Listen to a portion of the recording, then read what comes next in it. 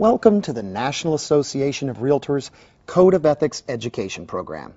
This series of short conversations will help you learn about the Code of Ethics, why it exists, how it applies in common situations, how it's enforced, and most importantly, what the Code expects of us. You can access this material in your office or home or from any convenient location. This program is ideally suited for self-study and can also be used effectively for office meetings. The first segments will focus on why the Realtor family embraces and enforces the Code, the Code's history, and the structure of the Code. Later segments will discuss the 17 articles which establish the basic duties and obligations of every Realtor. The companion standards of practice, which interpret and explain the specific duties imposed by the articles, and also the case interpretations that illustrate, or put another way, bring to life the articles and the standards of practice. Our final segment will focus on the Realtor organization's dispute resolution tools, mediation, and arbitration. Each segment lasts about 5 or 6 minutes. Key points will be highlighted or presented as talking points at the conclusion of the segment. If you choose to use these materials for in-office training, the talking points can help you facilitate discussion among your colleagues.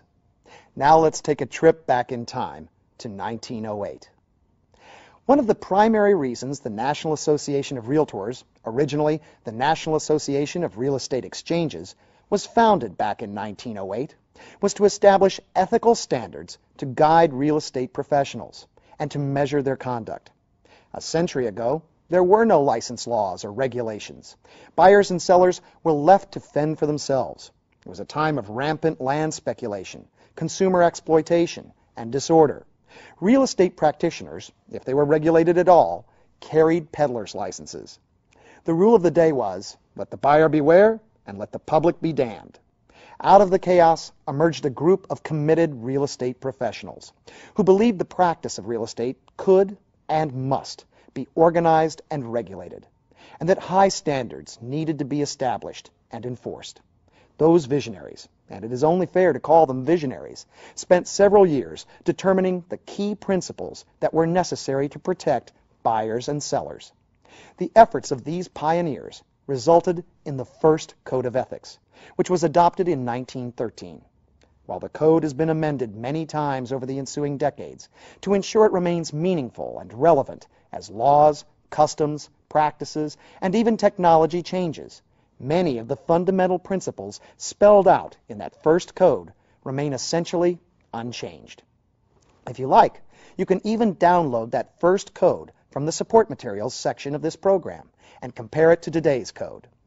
The Code of Ethics has been referred to by some as the golden thread that binds the Realtor family together, and as the Realtor's pathway to professionalism.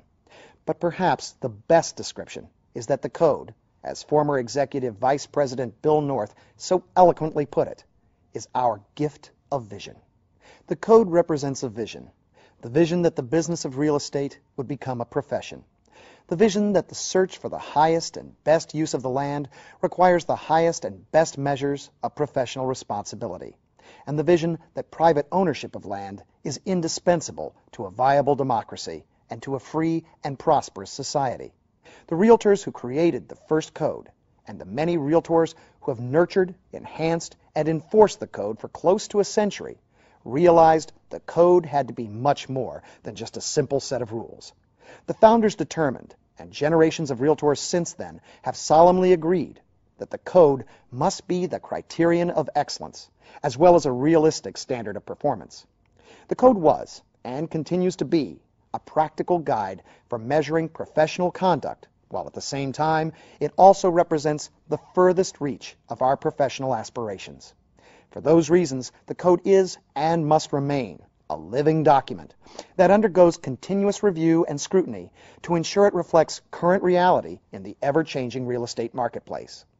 The Code, which manifests the considered consensus of Realtors nationwide about the duties and obligations that are owed to buyers, sellers, landlords, tenants, the general public, and to other Realtors, is truly our gift of vision. In the next segment, we will begin to examine the Code by reviewing the preamble and its high aspirational standards that represent the highest level of Realtor's professionalism. Our journey along the pathway to professionalism is just beginning.